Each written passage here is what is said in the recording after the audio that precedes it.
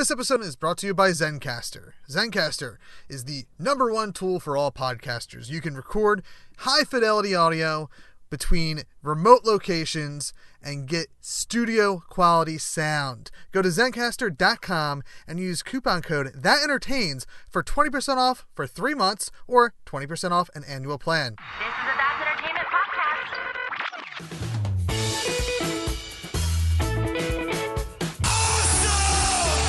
Awesome. Just tell people they're awesome and mean it. Awesome. Did you have an awesome time? Did you drink awesome shooters and listen to awesome music and then just sit around and soak up each other's awesomeness? Awesome. That was awesome. You guys are awesome. No, you're awesome. No, you are awesome. Sir, you are awesome. Seriously. Awesome. Everything is awesome. Welcome to this week's edition of Everything is Awesome. I am your host, Kevin. This is the show where we sit down and talk to awesome people about awesome things. It's been a while, guys. If you're actually looking at the date on your podcatcher, you're seeing that this episode is being released actually a week after our previous episode with Mr. Jeff Stormer. However, in reality, we're already in the new year. Whoa, timey-wimey stuff, 2019, baby. Some shit went down with me personally in the end of 2018. For those of you that know and have been following the show, you understand that mid-October is when my family in 2016 kind of knew or were preparing at least for the high possibility that we'd lose my uncle, to which we did in November 6th. So I get in 2017 and 2018, I get a little out of sorts around that time of the year. And I was planning on getting right back into it, like right around the anniversary of my uncle's passing on November 6th. However, the next day after November 6th, we got some really bad news about my father. And if you're listening to this in order of how we release episodes, then this is the first you may be hearing of it. If you followed me on Facebook or on Twitter about promoting our festival that's happening January 27th, 2019 in Philadelphia, Pennsylvania at Tattooed Mom on South Street, as well as South Street Cinema on South Street, Milk Boy South Street on South Street, and then on 17th and Fairmont, Thirsty Dice, 4 venues, over 20 podcasts, over 20 comedians and improvisers are coming together to raise money for HEADstrong Foundation, which is a local Philadelphia, Delaware County organization that offers financial, residential, and emotional support to families affected by cancer. We're raising money for them. We have a goal of $500. You can go to bit.ly/HeadstrongFest. That's bit.ly/HeadstrongFest to go and donate directly there. We're at 10% of our goal. Now that we're in the new year, I'm going to be ramping that up to hopefully, I would love by the time we start the festival for that to hit 100%. I would love to be funded at the time of the festival so that everything else is just gravy and whatnot. And I'm going to think of something really, really cool to do if we can get funded before the festival. But right now, I want to talk about, if you've read that page, our fundraising page, you'll know that, I think it was literally the day after the anniversary of my uncle's passing, my father was diagnosed with cancer, with prostate cancer. Fast forward to about a week or so later, the Monday or Tuesday before Thanksgiving, we found out how bad it was, and that it's stage 4 prostate cancer that has spread to the bones. And while in hindsight, we're everything looks hopeful. Everything seems like we can attack this and keep it at bay, and give a nice long quality of life to my father through his treatments and whatnot. The initial shock of hearing stage 4, I don't think anyone can ever be prepared for that. It's quite simply feels like the end of the world when you get a phone call from your aunt saying, "Are you at home? Can you come to the hospital? It's stage for cancer and it's spread to his bones. And then also having to be the person that calls your aunt, your father's sister, to let her know what's going on. And it was just a crazy time in my life that I mentally was not prepared for. I was mentally prepared to deal with my father having cancer, but I was preparing for what I understood of prostate cancer, of being kind of like, of all the cancers, maybe the good one to get, if there is a good one to get. And I was preparing for that kind of life, and then suddenly was hit with some really real shit. And I was not able to bounce back from that. And on top of that, I was also dealing with the fact that I have this festival that I had over a month earlier, 2 months earlier, had thrown out an application for people to apply to, and over 20 podcasts and over 20 comedians or improvisers contacted me saying they want to be part of it, and more since then, since the deadline ended in the end of October.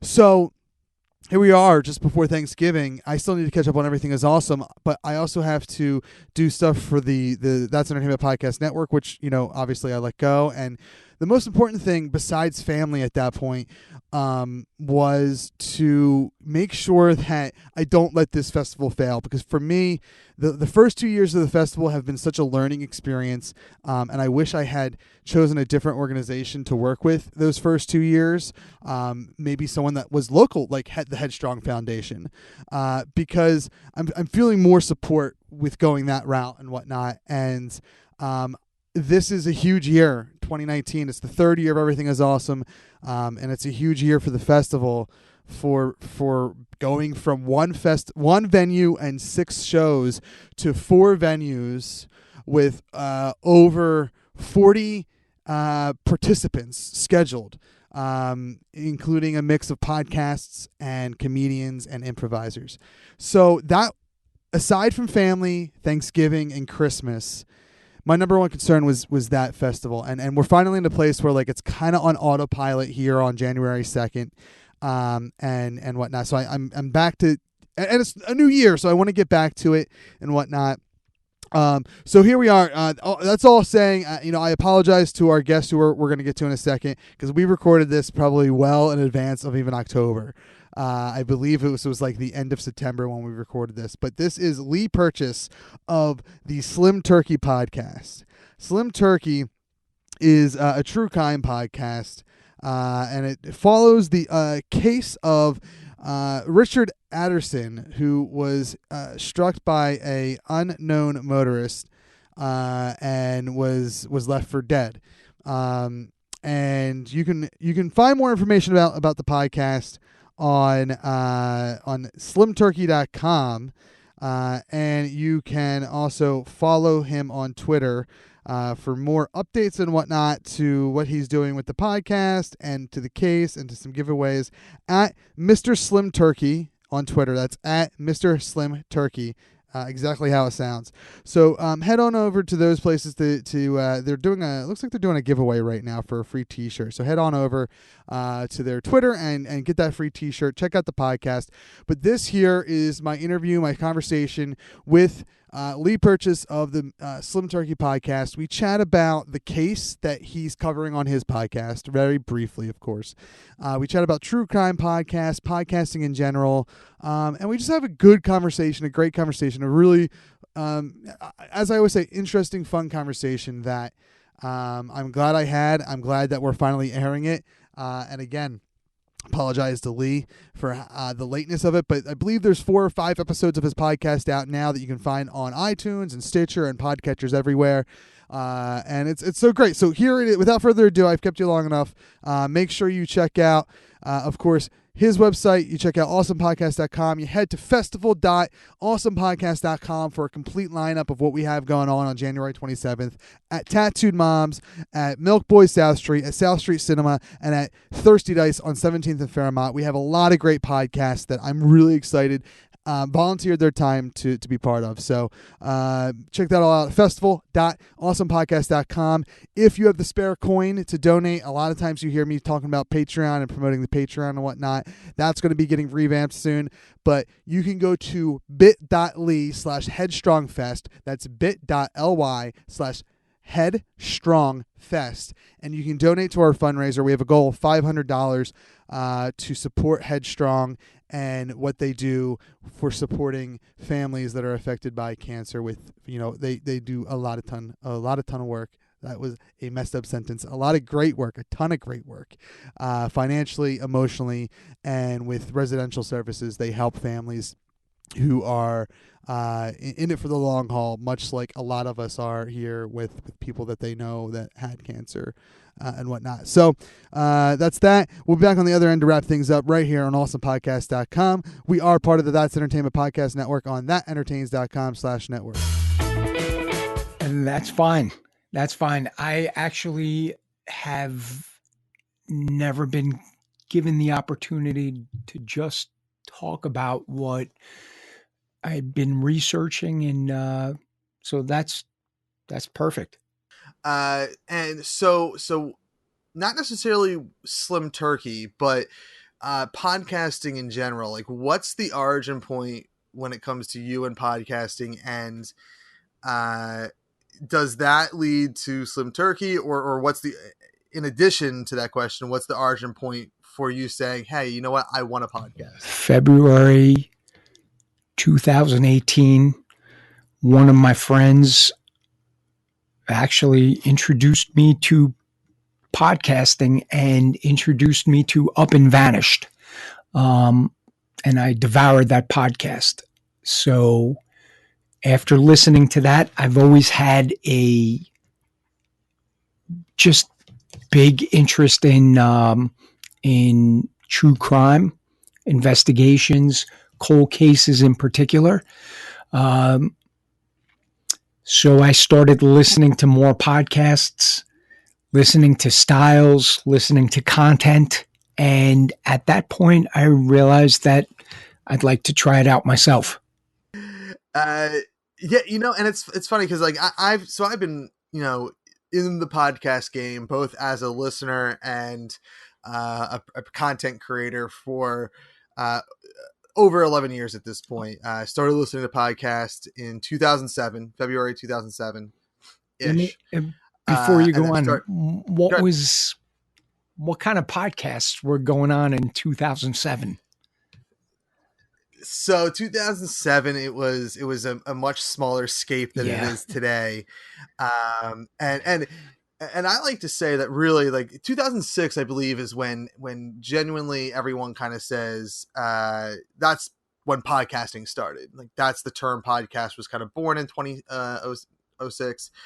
But if you think about it, and I don't know about from where the area you're from, but I live in the greater Philadelphia area, just outside of Philly. And our radio stations prior to 2006, they always threw up like their webcasts of their DJs, and they cut out the music and they just had the talkie bits. And so the concept has kind of been around since the internet has been around, I think, at least, ever since the internet had the ability to have audio. So I kind of listened to them even before a podcast was a podcast. But I would say in 2007, a majority of your things that were quote unquote podcasts were probably radio webcasts. And then you had like the I don't even want to necessarily say independent content creators, but you had the one that got me into podcasting was Kevin Smith with Smodcast. He started that February of 2007. And he was inspired by Ricky Gervais, or however you say his last name, that British guy that did The Office. And he was doing one before Kevin Smith, so likely in 2006. And I think what you had is you had people in that. You either had entertainers who just found another outlet to have their voice heard, or you had people who didn't want to deal with terrestrial radio doing something in that field, just online. Like Leo Laporte or however you say his last name. He is, I think, considered like one of the pioneers of podcasting, and he, I think, started with like an interview / techie show. for me being in the game for as long as I have, I actually have like a really bad history when it comes to like the quote unquote pioneers because I never listened to them. Nothing against them. I have my genres that I like, and it usually those early days of podcasting, I don't think the genres aligned with what I was. What really are you into? So I think after 11 years, it's what am I not into right. really at this point? Which tends to be more like the techie, which is odd because I'm a tech guy. I obviously do a podcast. My day gig is tech influenced, but the techie kind of shows are the things that I do not go towards. But I like.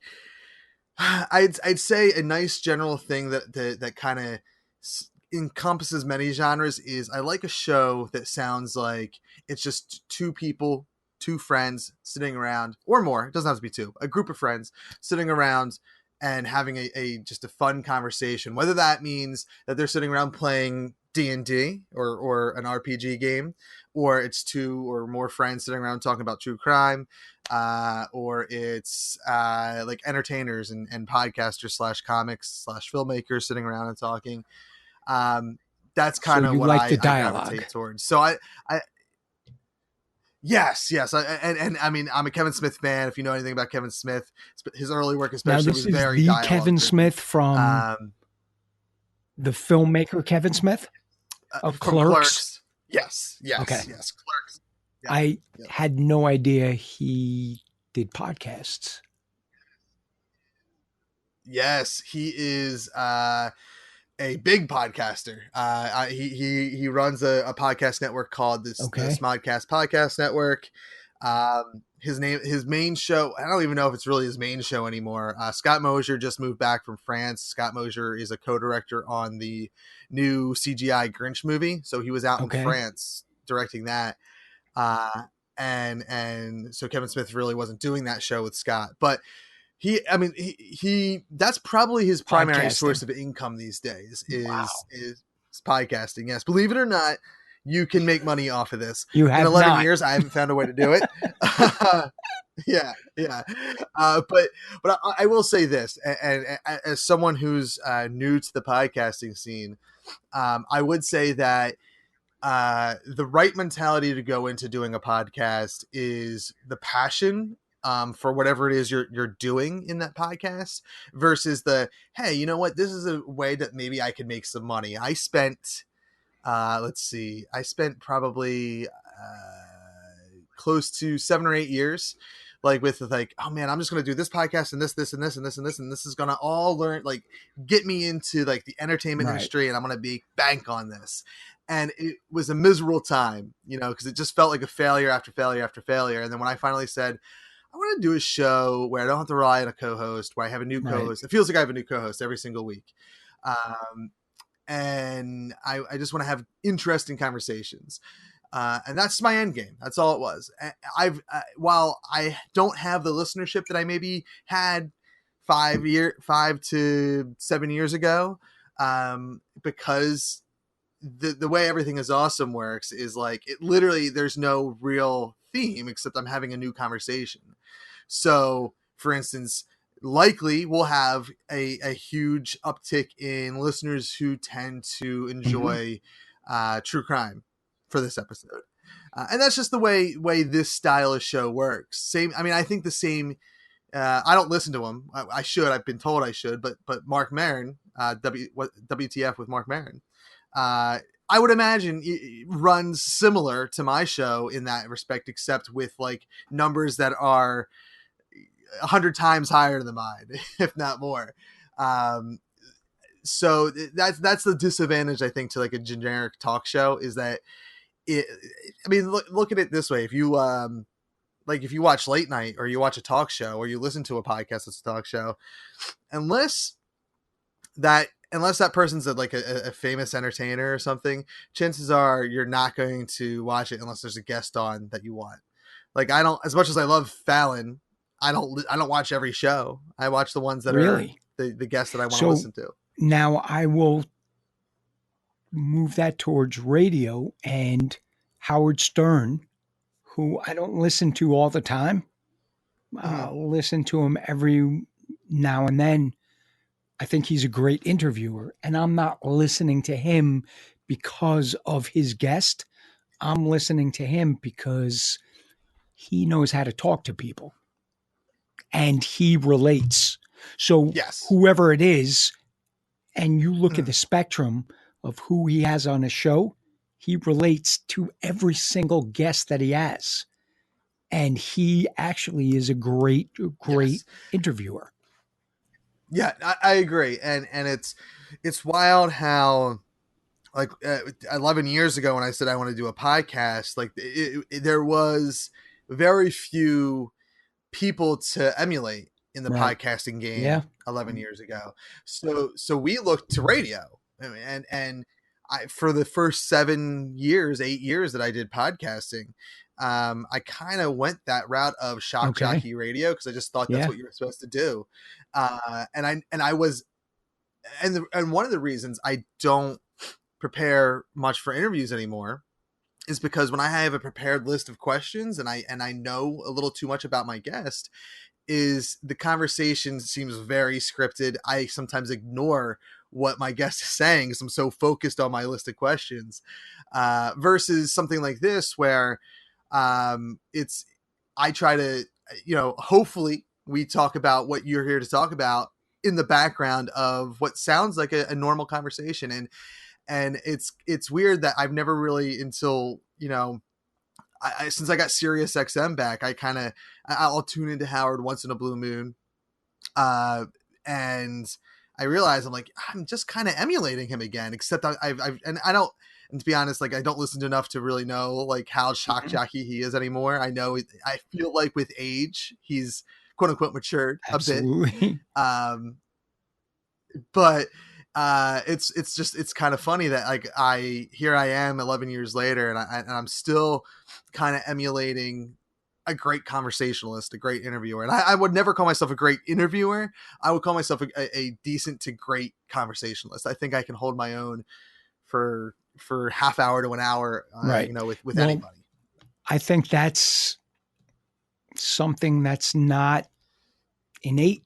It's learned in terms of interviewing, because as I've been doing this, now I can talk to anyone in my regular job, but when I'm interviewing, and exactly what you said, you have a script in front of you and you sort of stick to that script, and you have to find that balance between your inner personality and what you want to get across.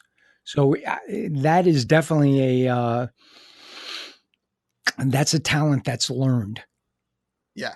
And I think I've got every anniversary of this show, I sit down and say, what am I going to do? What am I going to tweak to make this show a little bit better? And I've talked to a lot of other interviewers, just throughout the history of this show, whether it's, usually they're podcasters, and usually their show is basically my show, just maybe a little bit more niche, versus like I think you actually may be the first true crime podcast. Well, first I've just been assuming that's what Slim Turkey is based off the limited.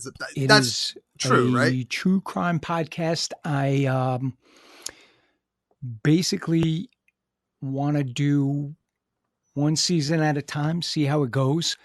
My first season is going to be about this one man who was murdered in 1997. So as long as that takes me, anywhere from 10 to 12 episodes, we'll see how it goes. But yeah, basically true crime podcast. And that's a genre, I mentioned it earlier, that I've kind of recently gotten into. I guess Serial was my first one, and I listened to it simply because everyone was raving about it. I was like, all right, well, I got to listen to this.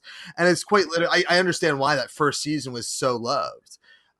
Because as you mentioned, Sarah was able to, in that first season, incorporate a lot of herself and her personality into the story she was telling and investigating, versus season, like I listened to so much that most of season 1 is kind of like left my brain, but like it still has an impact on my life listening to that season versus season 2.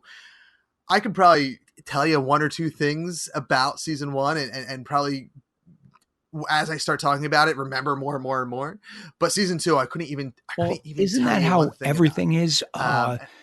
You listen to your first great album, and the follow-up.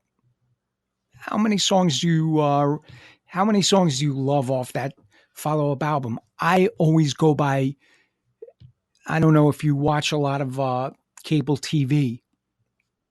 HBO, the first season with Yeah. I can't even, Woody Harrelson, and who's the guy who does? Oh, yeah. Oh God. Who was that other guy? He does the bourbon commercials. I didn't watch it, commercials. Kevin, Matthew no, McConaughey. McConaughey. Yeah, Matthew McConaughey. So that, yeah. And I wish I remembered the name of the show. It starts. I want to say it's True something. Is it as simple as True Crime? Now I got to look it up. I know. Yeah, I know. It is. And that's a show I never watched. I could tell you.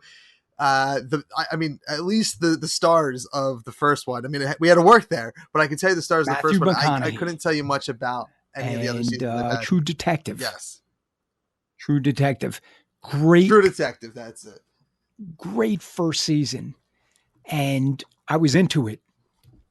So the second season, I had such high expectations for the second season. I probably watched an episode and a half and I just gave up on it. And that's how I am with a lot of things. So you're talking about Serial.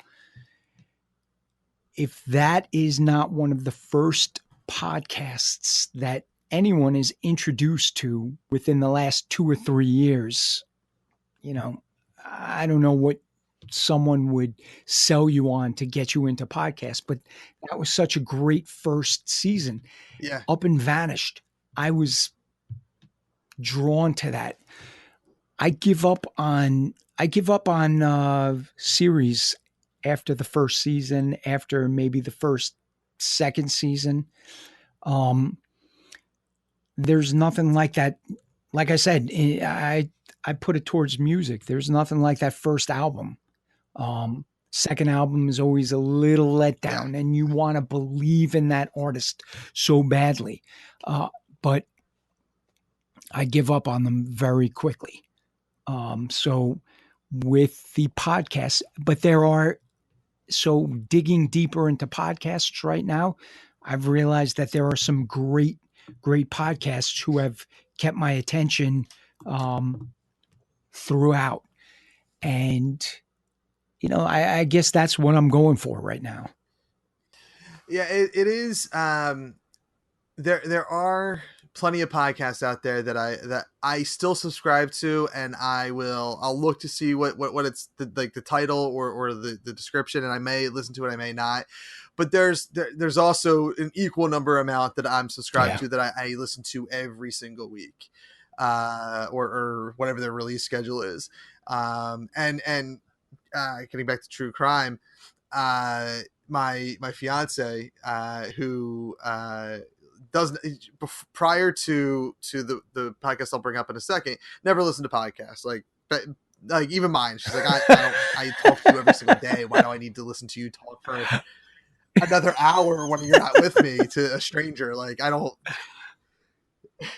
So she and it's if I'm an uber Kevin Smith fan, so like it's funny. Her and I went to one of his.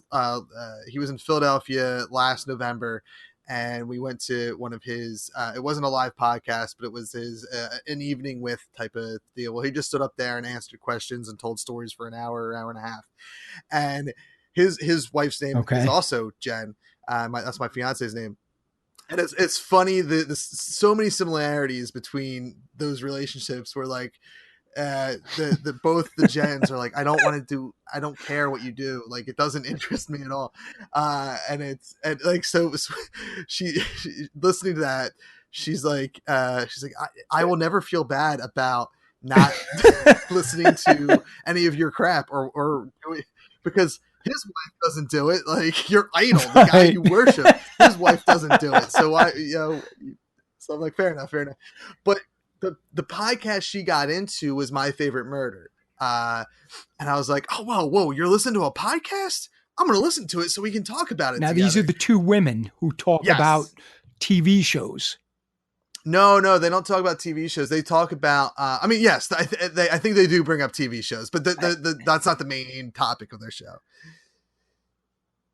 I've heard a couple of episodes. And that I like, it has the part of podcast that I love the most, and that's the banter between the two hosts. Yeah.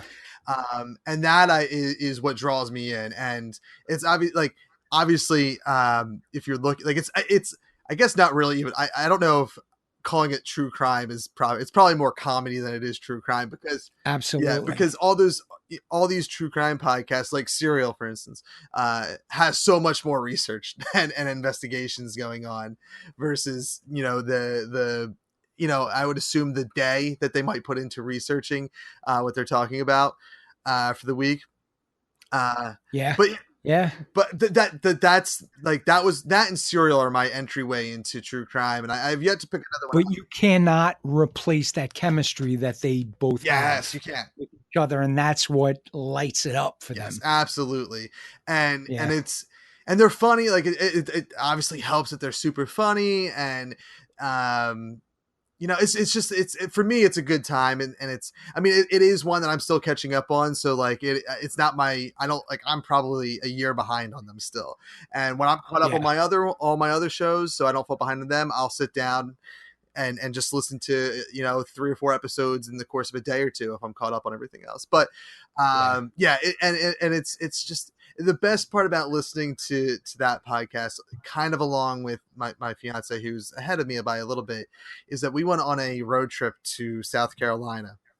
So when she was driving, she would play them on her phone, and when I was driving, I would play the episodes I was on my phone. The difference is, because I listen to so many podcasts, I listen to all of them at 1.5 times speed. So everyone sounds basically normal when you listen to them at that speed, just a little bit quicker. Yes. But for you.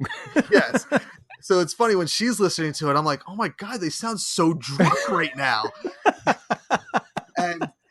and she's like, oh, I can't, like, it gives her a headache listening to it when I'm driving, because it's so, quote unquote faster. Yeah.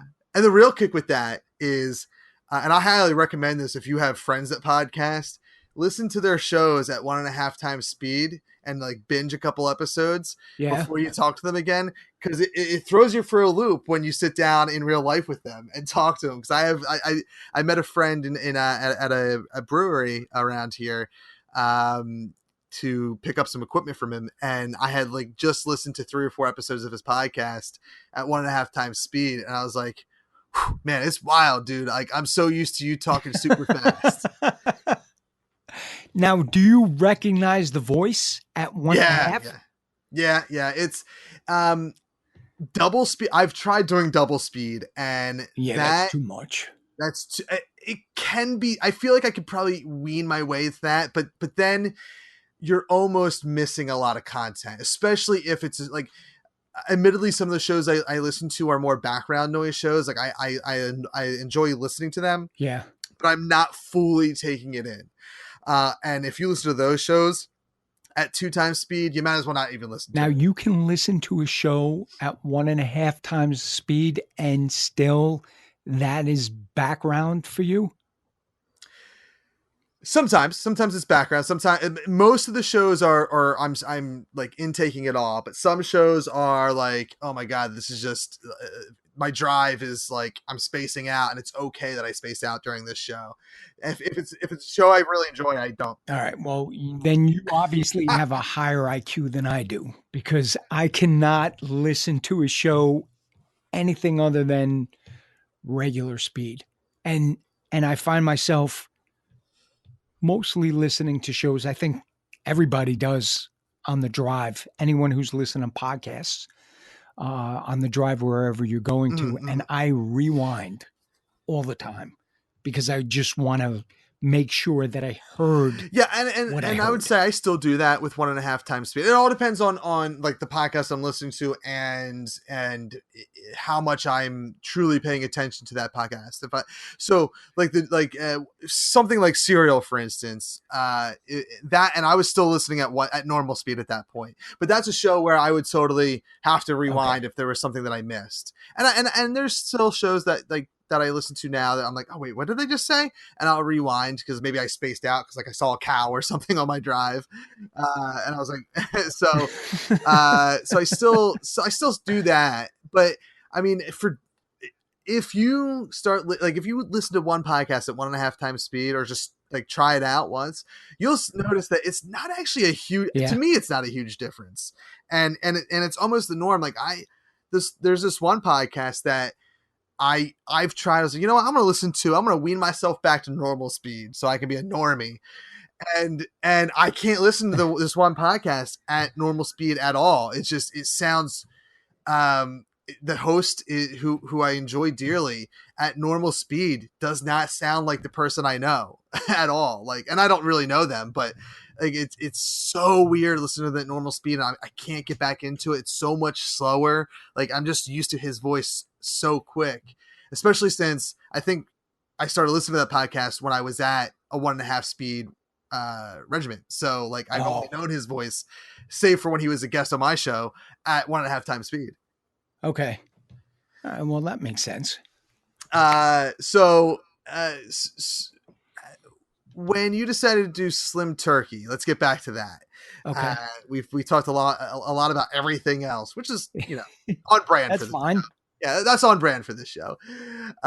So what, how did you go about deciding what case you wanted to talk about? Because I have to imagine that's when you're doing a season show like that, it's got to be hard to be like, oh man, what case, this is my first podcast. What case out of all these, I'm sure, cold cases that are available, do I want to focus my attention on? Yeah, absolutely. So I live in New York. I'm on the, as my podcast, when it comes out, will state we're, my buddy and I are on the outskirts of New York City. Okay. We wanted to do something that was close to home. So if there was any research involved, it'd be an easy drive.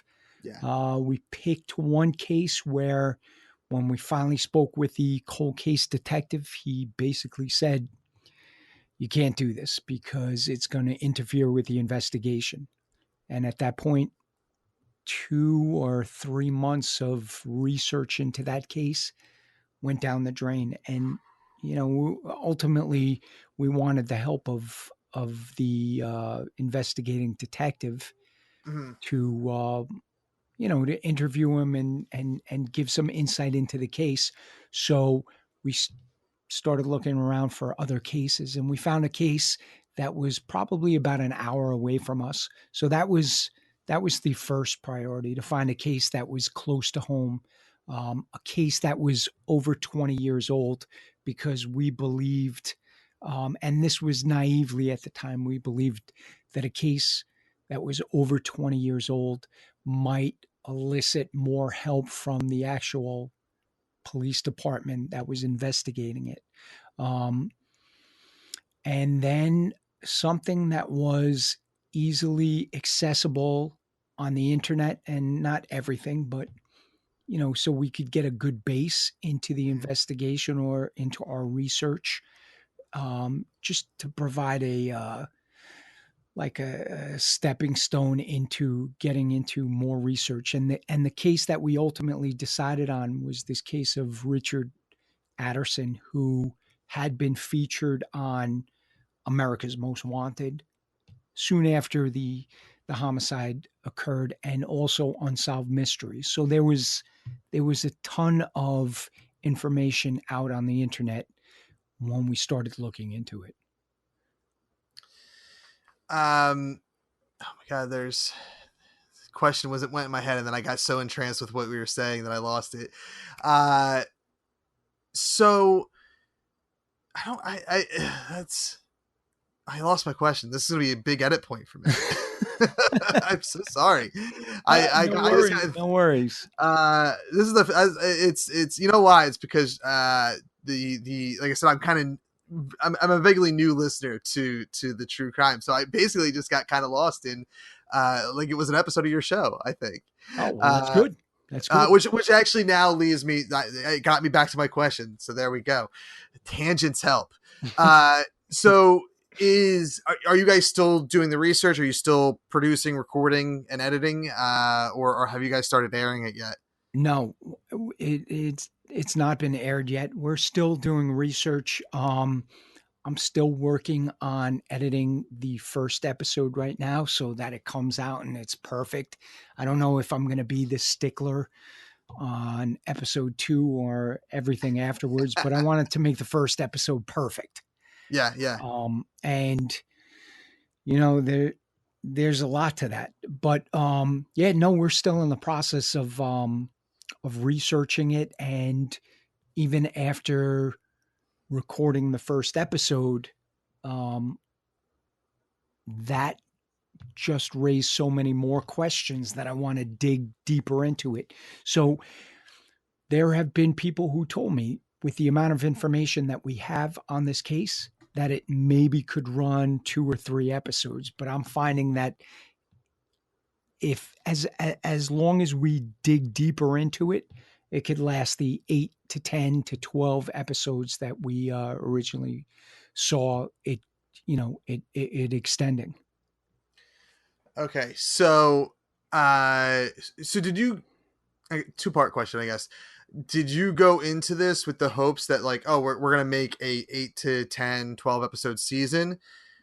Or did you originally have a plan for this podcast to be a new case every episode?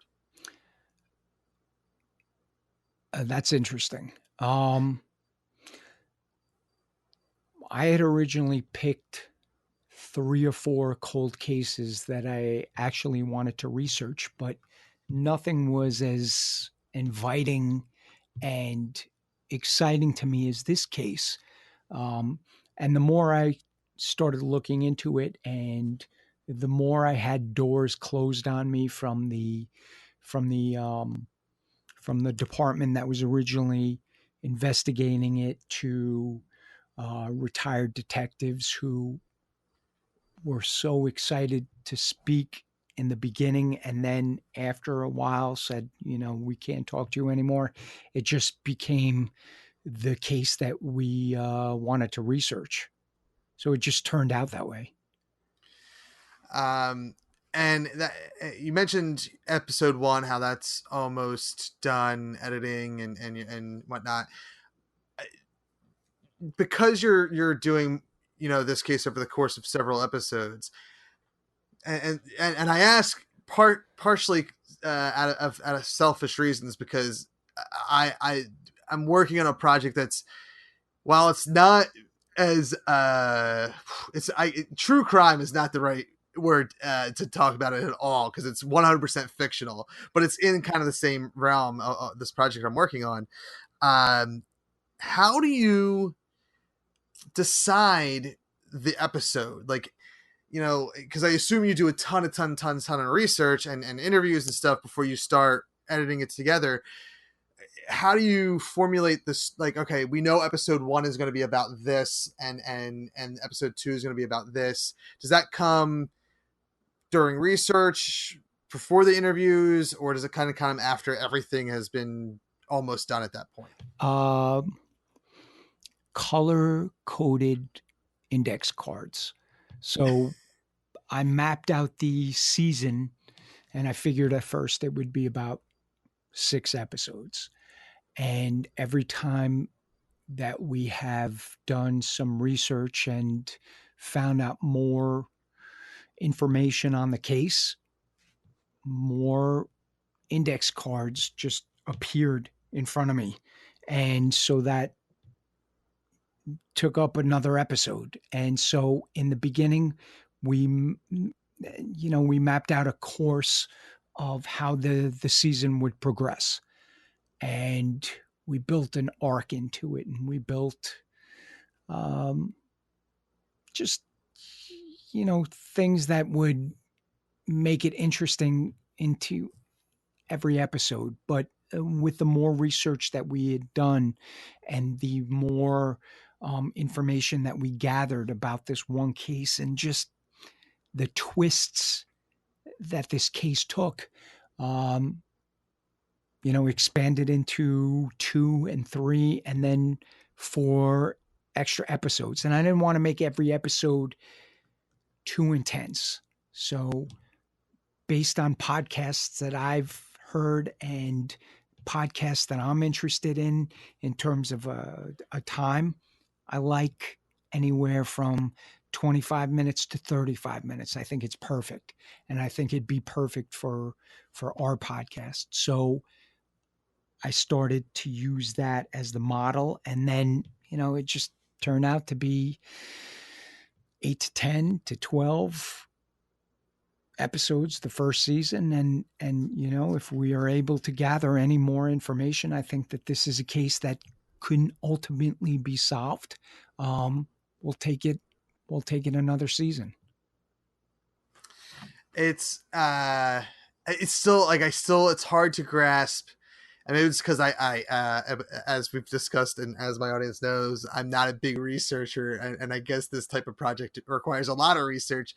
So it's so hard to imagine myself in your shoes saying, all right, I know that with this case, episode 1, 2, 3 is going to probably be about this. Like that's fascinating to me because it requires a degree of I guess focus and patience maybe that I just don't have, that I want to have, like that's my next year's goal is like to be a little bit more focused when it comes to podcasting. Or try Adderall, that'll help.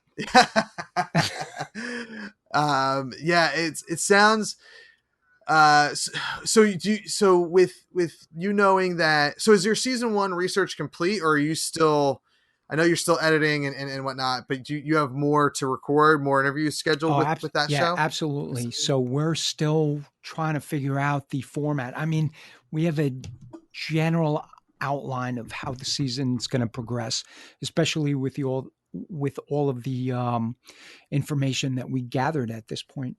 But, we're hoping that maybe someone who knows something about this case will listen to our podcast and we'll get a call or we'll get an email and get more insight into the case. It's so interesting because if I can just get into the background, in 1997, the victim got into a road rage incident. And so road rage wasn't road rage in 1997.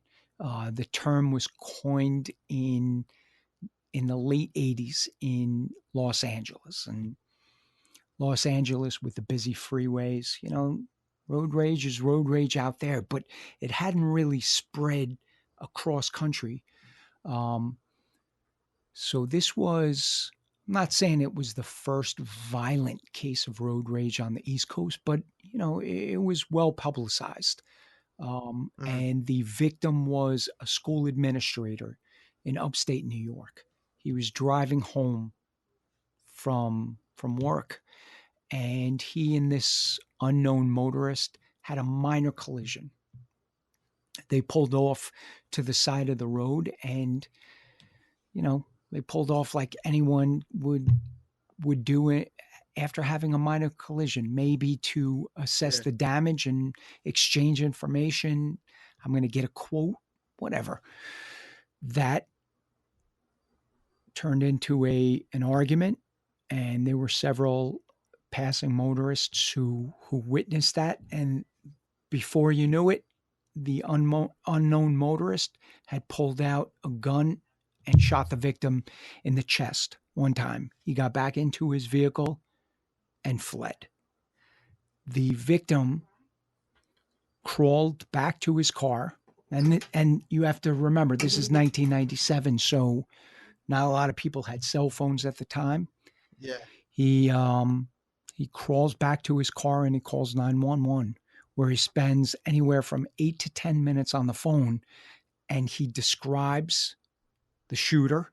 He describes his car. He also tells police that this guy was driving a vehicle with New Hampshire license plates. And then however long he spent on the phone, like I said, 8 to 10 minutes. So he provided the 911 operator with a ton of information. And America's Most Wanted covered it. Unsolved Mysteries covered it. And it's been 21 years, and they have not brought this killer to justice. So I thought it was just, it was the perfect case to research. And I'm not pretending I'm a detective. I'm not pretending I know anything more than any of the detectives who are, investigating this case. But after speaking with a lot of police officers and a lot of detectives, I know how their caseload goes, and it goes in the order in which these crimes occurred. So you have an investigator or a detective who's looking into a case that's 21 years old, who has obviously not been been in the police department for that long. Whatever happened yesterday is given the priority. Whatever happened 21 years ago, that detective investigator gets to it when he gets to it. So I just thought, this would be the perfect case. And then I spoke with the victim's son. I've spoken with him a couple of times, and he was 8 years old at the time. So his memory of what happened, played a big part in who he is today. That was, 8 years old, and he remembers the detectives knocking on the front door and telling his mom, something happened, and he and his older sister were told to hang out at the neighbor's house for the night while his mom dealt with, the hard fact that dad had been shot and rushed to the hospital where he would ultimately pass. So it's just, there's so many different aspects in this whole case that drove me. And after doing the research right now, I definitely think that this case can be solved.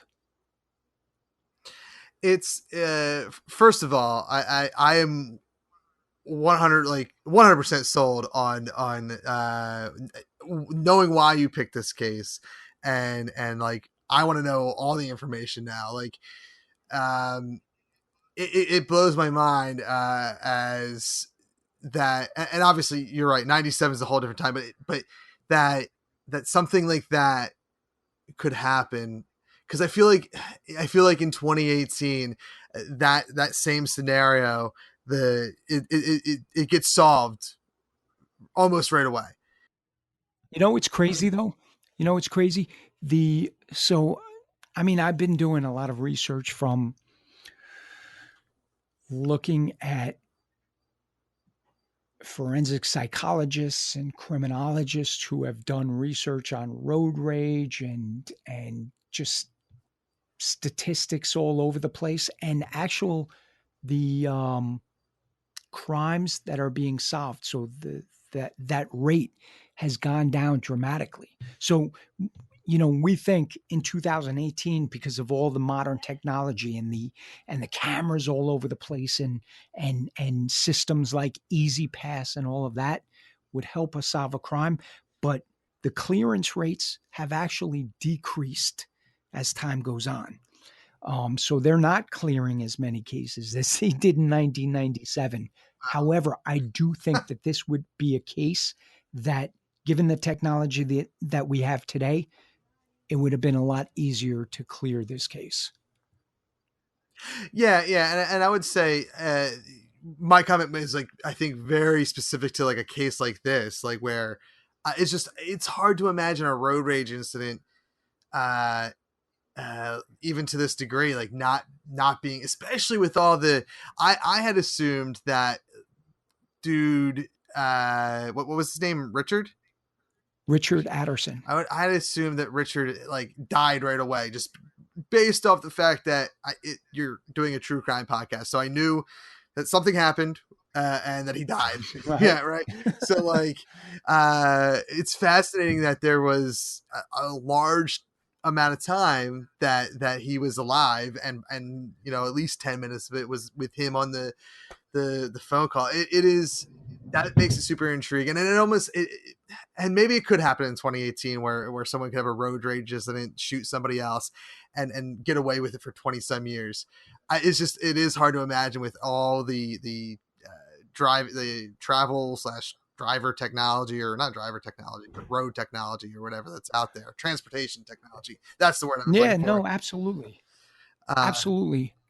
But when he called 911, in addition to staying on the phone for 10 minutes with the operator, he gave, like I said, he gave a description of the person who shot him. So he described a white male, middle age, 6 feet tall. He gave, the physical description, how tall he was, how much he weighed. He also was well versed in vehicles. So he knew that the green Jeep Cherokee that this guy was driving was a late model, and that it was anywhere between a 1995 and a 1997, because as his son put it, he knew cars. He was a big NASCAR fan, loved Dale Earnhardt. And then, he gave the New Hampshire plate, and that's not to say that he actually gave the license plate number, but he was pretty sure that the shooter was driving a car with a New Hampshire license plate. And then coincidentally, I think it was 2 or 3 months later, a New Hampshire law firm started calling up the New York State Police and making inquiries into the case. When the New York State Police said, what are you asking? And they said, well, we're, asking about details on the investigation. Why are you asking these details? Well, we have a client who has hired us to make these inquiries. When the New York State Police asked them, who is this person? They hid behind the attorney-client privilege. So it was just, it reinforced that Richard Aderson, in describing the shooter and describing the vehicle and stating that this guy had a New Hampshire license plate, he was pretty accurate, because why would a New Hampshire firm be making inquiries into the case? And I think that the New York State Police knew that there was at least some tie to New Hampshire, because according to the New Hampshire newspapers in February 1997, the New York State Police were up in New Hampshire within, I think it was 4 or 5 days. That is wild. That you've definitely piqued my interest, and I can't wait until I can start listening to Slim Turkey. Woo! I'm glad. Before we get to wrapping this up with plugs and whatnot, I need to know now what's the name? How did you come up with Slim Turkey? Because that just, like, if I look at that at face value, I don't picture true crime. So please give me that backstory. So, my grandmother, rest her soul, was she just was very old fashioned, and she used the term slim pickings. Slim pickings meaning that, there wasn't a lot around. And I thought with this case, there weren't a lot of clues,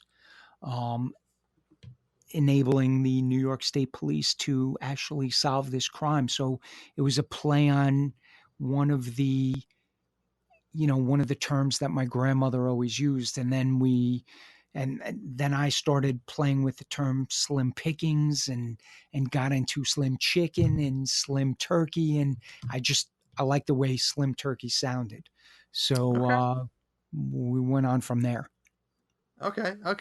I'll take it. That's it is. It's a unique name. And like I said, the information that you gave that about the case, I mean, is enough to some. It does have a lot of mystery and intrigue to it. To why is it unsolved for the last 21 years? And it's I'm excited to hear Slim Turkey when it comes out. So that being said, do you have an ETA for when episode 1 drops and Yeah, when you're going to be done? originally my ETA was July 1st, and now it's the first week of August. So I'm realistically shooting for the end of August. I'd like to Oh, get okay. our first episode out um, end of August, beginning of September, and then have at least enough content to get us through the month of September at that point. But yeah, I'm shooting for the end of August right now. All right, so knock on wood. By the time people are listening to this, it's available, and at least an episode or two is out there for you. Where can people find Slim Turkey? And is there? Are you? Because I think I've seen. Because I think I did some minor research on your social, like on Twitter or something, where I saw you posting stuff, or maybe it was the website. I don't know, No. but It was Twitter. We're at Mr. Slim Turkey on Twitter. And that's basically it. But you know what? In the beginning, I was just trying to get the name out there, and I found it more important to actually get the podcast done. So at Mr. Slim Turkey on Twitter, but you know, I post very infrequently. and are you looking for maybe I'm making this up, I swear, like, are you looking to see, as you're researching for more, like, for the public to come to you with more information if they have it? Yeah, absolutely. That actually is my ultimate goal too, because I think that I honestly believe that whoever had done this has told several people, and maybe he hasn't told the full story, but he's just given bits and pieces. And I believe that the police have a good idea of what happened, but they're still missing pieces. Obviously, this person has not been brought to justice, and I'm just hoping that the podcast will get out there to someone who's listening who says, you know what, I knew about this aspect of something, and maybe this will be a piece to the puzzle, and eventually 2 and 3 and maybe 4 people who know a little something about this case will volunteer that information, and it'll help the police actually finally solve the crime. I hope because justice definitely needs to be served, but hopefully all this hard work that you guys have put into this, it pays off in a way, and helps at least put more attention on it at the very least, if not bringing it to justice. Absolutely. I mean, when this happened, so it happened in 1997, Richard Aderson had, he was not only married, but he had 3 kids. He had an 18-year-old who had just started college. He had a 13-year-old who was at her piano lesson at the time. And then his youngest child was an 8-year-old boy who, had to grow up without his dad. So, it, and in speaking with his son has told me that, the family has come to some, I don't know if you can put, I don't know if you can say that, they have dealt with this, but, they've tried to put it behind them. But his son has told me that the only way that this will be resolved for him is to find out who did it who did it to his dad. Yeah. Well, I think you've sold a couple people on listening to the show when it drops, and I mean, at least me. You sold one ticket with me at least. All right. And God bless you for doing all this. I tend to live in the world of fake creativity, and I make things up, make believe. That's where I live. I rarely do anything that's any kind of means anything to anybody in the world. Fiction is I'm good. like, Fiction God bless is good. you. I like it.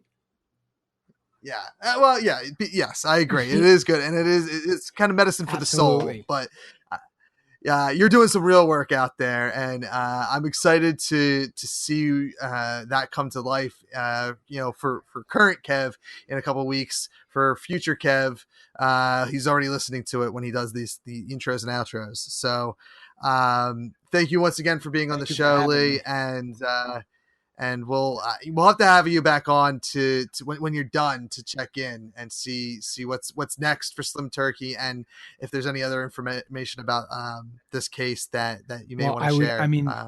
When this is done, I would love to actually talk to you again and tell you this is the information that we provided to the police, and they were able to come up with something a little more than they have right now. Well, let's, as soon as you're ready, let's make that happen. Definitely. Thank you once again to Mr. Lee Purchase from the Slim Turkey podcast. You can find out more information about that podcast at Mr. Slim Turkey on Twitter.com. SlimTurkey.com is the website. Catch it on iTunes, Stitcher, and all your favorite podcatchers. And if you're looking for it on a podcatcher that he's not on, just tweet at him at Mr. Slim Turkey and let him know that you want him on your podcatcher of choice, and he'll make it happen.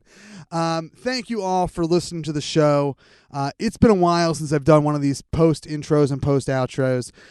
You're going to be hearing, this is kind of what I'm dubbing another week of awesome here. This first week of 2019, a little mini week of awesome here. It's January 2nd.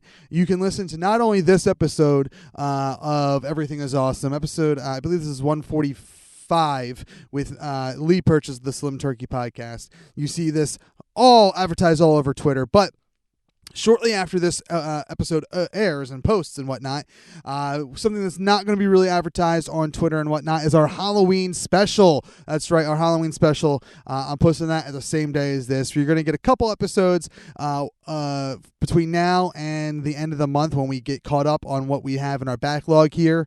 You're going to get episodes that are either paired together because they make sense, or because, hey, here's our featured guest, and then this is just a fun episode we did. The most important episode is the one featuring our guest. Please, please, please. The only thing I'm going to have to plug for the next several episodes is January 27th. If you're in the greater Philadelphia area, Bucks County, Delaware County, Chester County, any of the counties, Philadelphia County, obviously, if you're in the greater Philadelphia area, please, please, please, even if it's a little bit of a drive, come on down to South Street in Philadelphia, Pennsylvania, and celebrate the great birth of Everything is Awesome. We're turning 3 years old on February 1st, and we're celebrating, as we always do, with a festival and fundraiser. The 2019 Everything is Awesome HEADstrong Comedy Festival and Fundraiser is here to raise $500 as our goal for the HEADstrong Foundation, an organization that offers financial, residential, and emotional support to families affected by cancer. They mean so, so much to me. They are an organization that works with the University of Pennsylvania, who treated my uncle, who has a hand in treating my father, and they work with UPenn and HEADstrong. They work together to just help families. So it would mean a lot to me if you check out the festival details at festival.awesomepodcast.com. If you cannot make it to the festival, a lot of these shows, if not all of the shows, are going to be recorded and probably aired on the show's respective feeds. So please, please, please check out those episodes when they become live. But more importantly, help us reach our $500 goal. If you can't make it to the festival, where you can donate in cash, we also have set up through the HEADstrong website a easy place for you to donate online. Our goal is $500, and you can help us raise that money by going to bit.ly/HeadstrongFest. That's bit.ly/HeadstrongFest. bit.ly/headstrongfest. That's the third time and final time I'm going to say it this episode. And you can go there and help us get to our $500 goal. We're currently 10% there. I would love for by the time, let's say by my son's birthday, by January 16th, I would love to be 50% of the way there. That's 2 weeks away. We can do it, guys. Let's help Headstrong, the HEADstrong Foundation. Just support them because they support people that really, really need the support. They're a great company. I'm not sure what you're going to hear after this, but thank you for listening. We'll catch you on the other side with more episodes of Everything is Awesome right here on awesomepodcast.com. And, of course, we are part of the That's Entertainment Podcast Network on thatentertains.com/network. We like to end Everything is Awesome with a call to action. Super friends, there are a lot of terrible things happening right now. It can feel like you can't do anything to help, but you can. It takes people like us to make a difference. One of the easiest and most effective ways to action is to call your representatives about issues that are important to you. When I call my reps, I use a site called 5calls.org. That's the number 5calls.org. There, you'll find issue summaries for issues that are important to you, contact information for your representatives, and a script to read while you're on the phone to make sure your message gets across. Calling is quick, easy, and is one of the most effective ways to have your voice heard. Thank you to all of our supporters on patreon.com/thatentertains. Without their support, we wouldn't be able to bring this episode to you. If you want to support us in a non-monetary way, word-of-mouth recommendations and 5-star rating reviews on iTunes are the best way to spread the good word of awesome. You can find us on Facebook.com and Twitter @RealAwesomePod or @AwesomePodcast on Instagram. And we're available on awesomepodcast.com and thatentertains.com/network. Get news about Everything is Awesome from our website, social media accounts, and also on my personal Twitter @ThatNerdyKev. If you're interested in ad rates, live appearances, help with your podcast, or have a question or comment, email us at awesome@crudeHumorstudios.com. Everything is Awesome is a production of That's Entertainment Podcast Network in association with Crude Humor Studios. Crude Humor Studios is a Philadelphia-based production company specializing in audio, video, and live performances. You can find more info at crudehumorstudios.com. Thanks for listening, super friends. We've been awesome. That's Entertainment Podcast Network. Entertainment and culture. Artist owned, fan supported.